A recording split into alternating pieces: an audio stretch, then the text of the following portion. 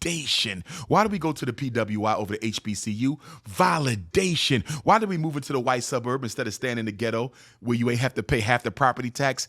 Validation. Why do we have to wear the most expensive clothes that they make? Validation. Why do black people own more Mercedes than whites? We own more Mercedes than whites. Make less, and you ain't got a third of the wealth. Validation. So until the black man conquers his need for external validation, our egos will always be used against us. I fight against mine because it's there. You have to. Yeah, I have to fight it. Like, like I was just telling him, I have to be an example now because I'm moving out past towards the watermark. And you have to start thinking about legacy. Yes. And so for me, it's like a lot of the friends that I have and a lot of the people that I know in our culture, they kind of get stuck at an age. And it's like a 20-something-year-old age in their dressing, in their approach to life, in just everything. And I want to start to wear suits and I want to go casual and start to like be intentional with my presentation. Understood. You know what I'm saying? And I want that to be loud and want young people to know like more mature. Yeah, let's go more mature with this thing, man. So because sometimes I'm in these settings and I ain't handled like the CEO that I truly am, and I'm trying to figure out because your presentation can cause hesitation. The wrong presentation can cause hesitation. Sometimes I'll be in a room, I'm like, yo, you do know I'm CEO of a company signed with iHeart, one of the biggest companies, one of the biggest platforms in the world. Like, you do understand that, right? The wrong presentation can cause hesitation because of the presentation. Yes. And that's on me for the most part, because I do want to. Because remember, this society values image over integrity. Right. You understand me? Yes. You could have the most integrity in the room, but I'm the one who looks like I do. Right. You see that? Yes. We are a sensory-driven society. Yes. What's inside you, we don't even care. Right. It's all about how you present it. Yes. I want to ask you about this too. Digital segregation by crowdfunding. Okay. I was doing some research because there was a conversation happening online. To me, it was very alarming. It was in reference to Rodney Hinton Jr., which is the grieving black father whose son Ryan was shot dead. They shut down his crowdfunding, did they not? Yes, they did. Rodney saw that body cam footage and snapped, tragically running over Deputy Larry Henderson. The immediate public response was outrage. Every crowdfunding page trying to raise Rodney's defense money got immediately shut down. He barely reached $7,000 before the platform removed everything under pressure from law enforcement. But watch this. Luigi Maloney, which is... I remember. That's a white former employee that of was United accused Healthcare. of assassinating the U.S. healthcare CEO. Gunned down the company CEO in broad daylight, and all his GoFundMe-type campaigns soared to over $1 million. He even has merchandise with his face on it and is selling online. And if that's not enough, the white woman also was Shiloh on camera, Hendricks. screaming at the 7-year-old black boy on the playground. Right. She made $1 million in GoFundMe.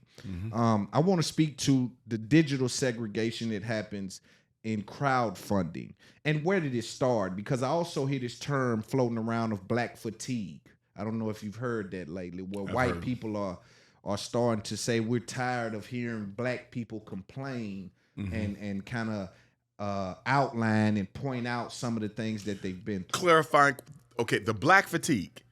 Is white people being fatigued about black complaints, or is it black people being fatigued from dealing with racism? I don't know. I'm asking. My understanding is white people are using the term black fatigue as to say we're tired of so you is white complaining. People suffering black fatigue? Yes, we're tired. I didn't know that. I thought it was the other way. No. We're tired of you complaining about, we ain't getting right. And so I want to kind of speak to all of that. And we can take it however you want, step by step. Okay. I'm going to go with the fatigue on both definitions. You feel me? Yes. First of all, 3 primary rules of racism. All white people are racist, and they do not share power with black people. They do not share what? Power. Crowdfunding is a form of what? Economic empowerment. How dare you, Negroes? Whether Carmelo Anthony was right or wrong, don't matter to them. Whether Rodney Hinton was right or wrong, don't matter to them. Why do you think you can come to white people and use our platform to empower yourself? The Frederick Douglass and Marcus Garvey Academy, Loon, we was a GoFundMe platform. They shut us down.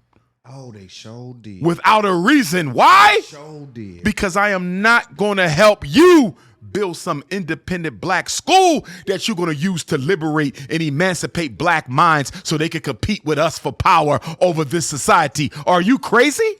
The question, Loon, isn't whether or not there is crowdfunding discrimination. Of course it is.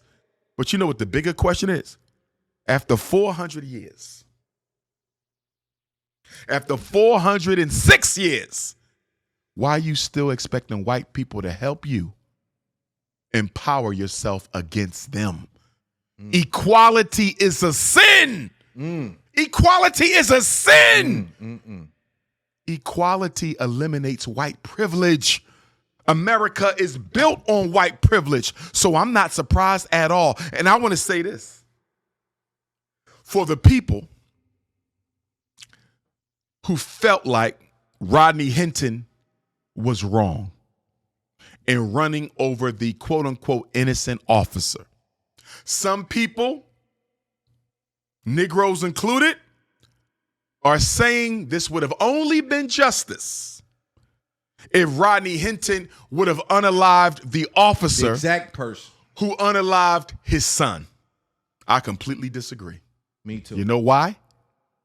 Rodney Hinton was not at war with a single officer. Rodney Hinton was at war with a corrupt police system. His son was not alived by a single officer. It might have been a single officer that fired the kill shot.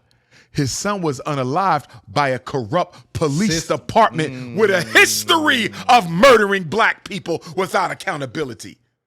So we are fighting institutions and systems, not individuals. Right. And also, what I find interesting is America gets this amnesia that if you strike one eyes, I've heard America come out and say, somebody else gonna raise your children for doing what you done. So they are look at what they did as a back. result of the fabricated accusations of 9/11. That's what I'm saying. They went, when America bombs, America never targets the military. They target civilians. Ain't that crazy? Do you know how much blood is on the hands of America for murdering innocent women and children in other countries? And you got the audacity to say that he should have found the exact officer? I'm not happy about the loss of life. And if the man was a half-decent person, condolences to the family. Right. But we not fighting individuals. Exactly. We are fighting systems. And here's the thing. It don't matter what cop would have chased his son. He was going to get shot because that's their policy in dealing with black men. So he was not wrong in what he did. Right. And I'll tell you this. With Rodney Hinton, with Carmelo Anthony, they have shifted the conversation. Their courage has shifted the conversation. What do I mean? A black father takes it upon himself to unalive an officer after having his son unalived. We're not used to that. Right. A young black boy takes it upon himself to defend his life from two racist twins who are trying to brutalize him. We're not used to that. And the reason we're not used to that, Loon, is for 406 years, white America has always had absolute jurisdiction over the black body. You see this sometimes. When you out and about living your life, sometimes you have to tell white people, I need you to back up. Back up. I need you to get off my porch. I need you to take your hands off my child. White people don't have boundaries with us because for the first 246 years of this 406, they owned us. So we have to reestablish safe space with them. Rodney Hinton did that. Carmelo Anthony did that. And guess what? Just like with Emmett Till, just like with Malcolm, just like with any of our martyrs, not to put them on that level, but yet and still, it's the same type of a situation. Now when white kids go to bully a black child, you better think twice. Yeah. Now when a police officer in Cincinnati goes to unalive a black kid, you sure he ain't got no father? Right. Because Rodney Hinton just put a new idea into the universe on how to deal with police brutality. And as much as people want to denigrate it, all behavior, I'm a psychologist, we're trained this, Loon.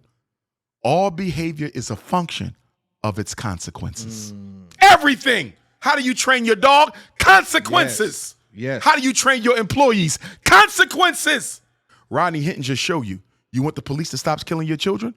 Until they feel pain, you will never stop feeling pain.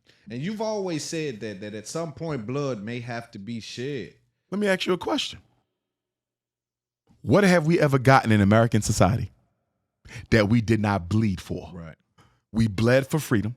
We bled for the Civil Rights Act. We bled for the Civil Rights Bill. We bled in Black Power.